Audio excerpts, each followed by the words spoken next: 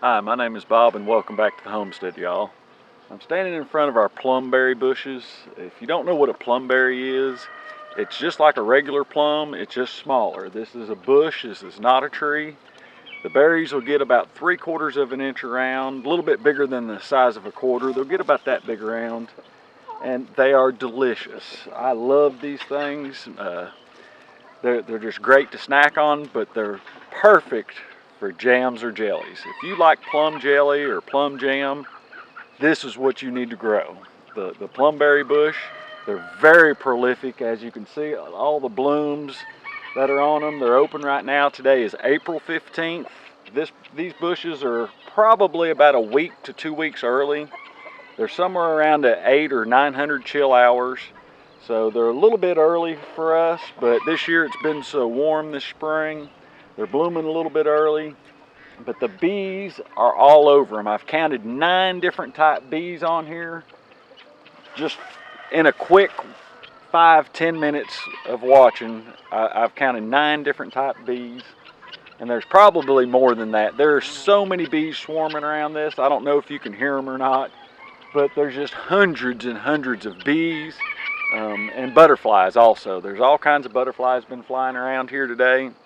The only thing with the plumberry that you want to be careful of, wherever you plant them, you need to make sure you have plenty of room, because the plumberry, they'll shoot out runners that come out and sprout. There's a little one down here that's sprouting out. Plus, if you don't pick all the berries, wherever they drop off, if they make contact with the soil, then they'll sprout and you'll have you another berry bush. I'll probably do an experiment this year to show how easy these sprout.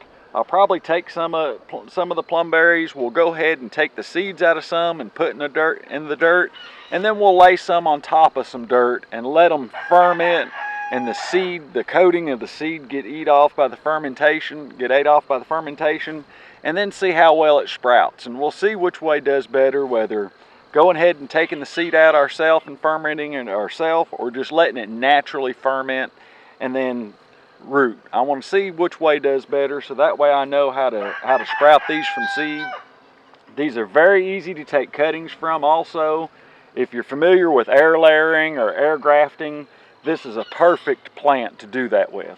So you could just come down here on this woody part and cut out part of it, and you could air graft that or air layer it, however you want to call it, and you can start you another bush just by that right there.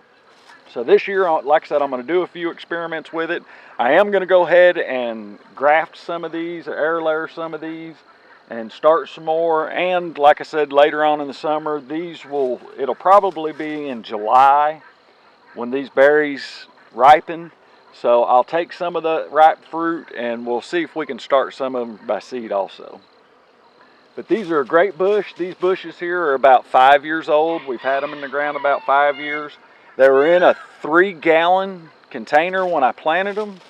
I planted 3 bushes here, and they cover probably about a 15 or 20 foot that way and about 15 feet this way. So you can see in just 5 years' time how big they've grown and how much they've spread. So wherever you plant these, if you plant them, make sure you have plenty of room. They like well-drained soil. They don't like to have their feet wet, but they're easy to grow. They're very easy to grow. These, I haven't done anything to them since I planted them. Once a year, I will come in and put some compost in around them, and that's all I do with them, and a little bit of wood stove ashes. And that's it. That's all I do with these things. They just grow like crazy. You don't have any concerns about them. Every now and then, if they bloom early like they are now and we get a hard freeze, then some of the blooms may freeze off. Most of the time these do great. They bloom a little bit later, so we don't have that hard of a freeze that late. And they just put off tons of berries. They put off more berries than we can put up. Now, they do have a seed in them. So you could use a cherry pitter or a knife and cut them, but these things are great. I love these little bushes. They're a great addition for any homestead.